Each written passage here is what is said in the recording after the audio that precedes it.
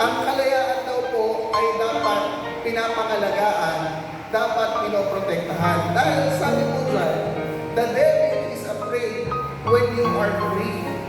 Kaya natatakot daw mo pala ang kaaway kapag ka ikaw ay malaya. Ang sikap ng kaaway na mapanatili tayo na tayo ay nakagapos sa Kanya.